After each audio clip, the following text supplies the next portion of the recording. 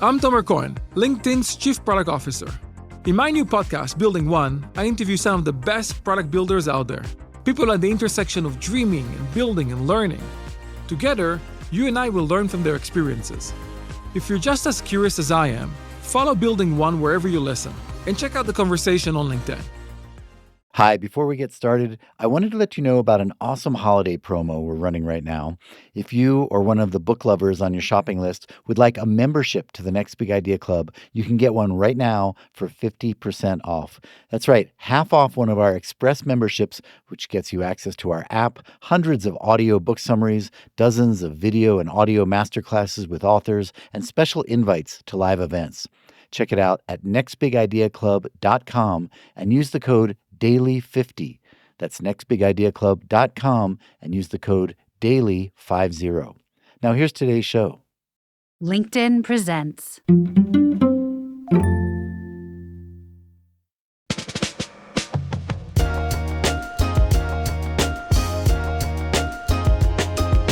Good morning. I'm your host, Michael Kovnat, and this is the Next Big Idea Daily, the show that gives you quick insights from the latest nonfiction books, making it effortless for you to get smarter while sipping your morning coffee. So I want to know, are you in love with your job? Just like relationships, even the best jobs can get stale over time. You drift apart or feel unappreciated. Maybe what you and your job need is a little couples counseling.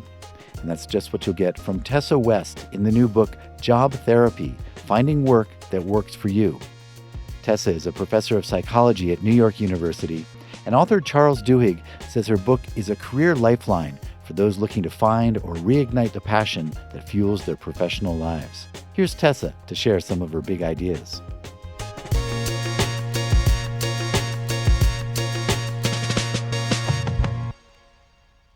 The experience of transitioning out of a career, especially one that you've been working at for a long time, is actually a lot like falling out of love. When most of us think about making a career change, our first step is to work through structural changes we'll face, like moving to a big city, changing to a hybrid work schedule, or taking a pay cut. And we try our best to rationally navigate our way through the decision-making process, focusing on these big picture issues.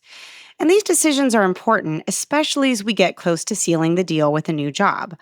But this perspective misses the messy, often emotional experience we have as we approach the decision to break up with our career.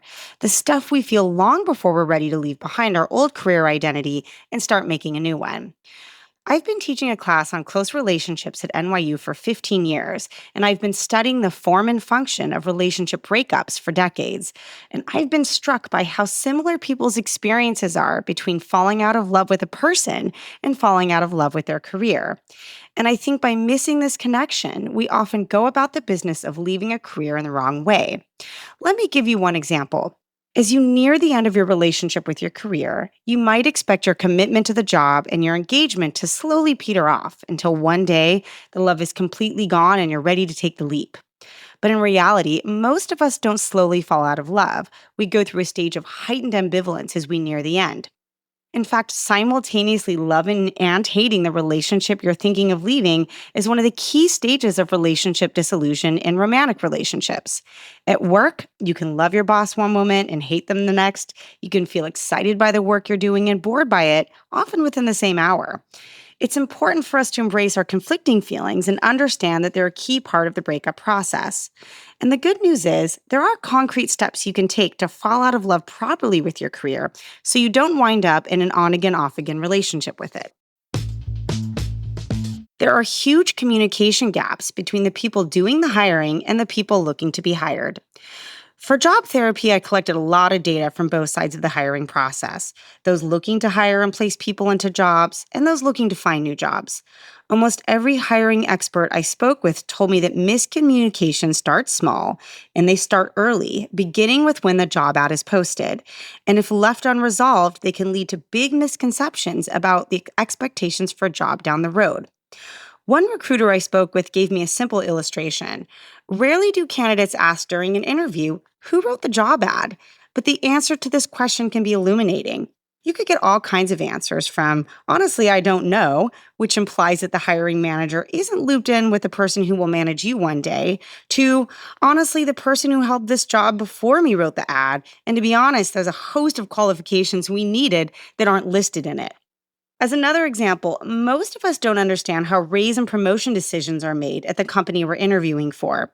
We rarely ask questions like, does every boss here get to put someone forward for a promotion, or is that determined by some standard that I don't know about? I was shocked to learn that a large percentage of people who fail to get promoted at work do so because their boss didn't have the tenure required to put forward their direct reports to be considered. They simply hadn't put in enough time at the job to have the status they needed to promote their own people. The answers to simple questions like these can give people a wealth of information about how a company selects candidates and how well people who work at that company communicate with each other. And remember, you want total transparency at this stage. Mixed messages or conflicting answers from the different interviewers are usually a red flag that something is wrong. Low-level daily stressors are huge triggers of workplace unhappiness, but chances are you don't have great insight into what yours are.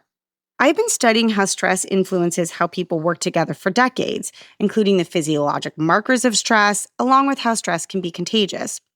We know that daily low-level stress can impact us at work, but how good are we at knowing what will stress us out? The answer is not very. For job therapy, I ran a small study where I had people write down in the morning what their biggest anticipated stressor was for that day, and then in the evening, what their biggest actual stressor was that they did or didn't anticipate. About 50% of the time, the thing people were worried the most about in the morning turned out to be their biggest stressor. Why only half the time? Well, it turns out when we anticipate a stressor, we're pretty good at putting steps in place to prevent it from stressing us out in the moment. People who are worried about a big presentation, for example, practiced it one more time just to make sure they went into the room feeling ready. But the other 50% of the time, people reported on a host of different types of so-called unanticipated stressors, things that they did not expect to encounter. The most common ones were overly long commutes, a surprising meeting put on their calendar, or an expedited work deadline. But here's where it gets weird. When I asked people if they had encountered that so-called unanticipated stressor before, 72% said they had at least a few times, and among those, 34% said regularly. Most of us don't encode something as stressful if we've encountered it before, and only upon reflection do we realize, yeah, that thing actually really did stress me out. We might encounter it regularly, but because we don't encode it as stressful, unless we're told to reflect on it, we forget about it. Once that overly long commute is over, we forget about it and move on. And same goes for that last-minute meeting that our boss called us in for. As you navigate the process of networking to learn about new jobs, you'll need to bring your knowledge of your daily stressors with you. The best way to get this knowledge is to run your own daily stress test, where you collect the same data on yourself as I did to the people in my study. And when you network with people in different careers or working in different companies, ask them how often they encounter your stress triggers. And remember, everyone has different ones. Focus on the event that stressed you out, not the experience of stress itself. Not everyone is bothered by last-minute meetings or tough-to-predict commutes, but if you are, it's good to know how often you'll encounter them. Leaders can learn a lot about how to prevent people from falling out of love with their careers if they know where to look. Much of what I focus on in job therapy is the perspective of the person who is struggling with their career. But as I discovered, people will often give you clues to their unhappiness or clues that a job isn't a great fit, even as early as the first interview, if you know where to look. Don't wait for those quarterly engagement surveys to give you the answers you need. Leaders can be smart anthropologists at work. Small things, like the layout of an office, can influence the degree to which people task switch and are interrupted at work, leading them to land in the stretched too thin category. And big things, like misconceptions about the importance of certain roles, can lead people to wind up in the runner-up category over and over again. In fact, one of the biggest knowledge gaps I discovered in my research is the importance of taking on highly visible roles for promotions. People who are trying to get promoted often take on highly visible roles where they get to press the flesh of leaders, like becoming the chair of an employee resource group. But this is the same reason leaders who promote for a living cite is one of the biggest mistakes people make in their careers. Sure, these roles make you visible, but they don't showcase the skill set you need to land the promotion. If leaders can learn what leads people to need job therapy, from office layouts that kill their efficiency at work to taking on the wrong roles, they can put steps in place to improve the hiring process and stop the revolving door of talent. And critically, they can course correct when they see people going astray. Honest interviews are critical for finding good fit, but most of us are afraid to go there. Interviews are like first dates. We want to be honest about our strengths and weaknesses and about our pasts. But in the end, the desire to impress and manage usually wins out over total honesty. Most of us are so concerned that we'll offend our interaction partners by asking questions that feel contentious that we choose to smile and nod instead. But by and large, these concerns will lead us astray. One of the most consistent pieces of advice I got from interviewers was this: if you're on a job interview, ask the tough questions. Ask them in a way that makes it clear you did your research about the organization. You know what their shortcomings are and where they've potentially misstepped in the past. You want to know not only what it looks like to succeed at this job, but also what it looks like to fail. And if you're a career transitioner, ask specific questions around how the company will make sure you can learn the hidden curriculum. If you're looking for a job with an upward trajectory, ask questions around whether the next step up job involves the same set of skills and the same type of social network as the ones you'll gain in this role, or if you'll need entirely new and different ones.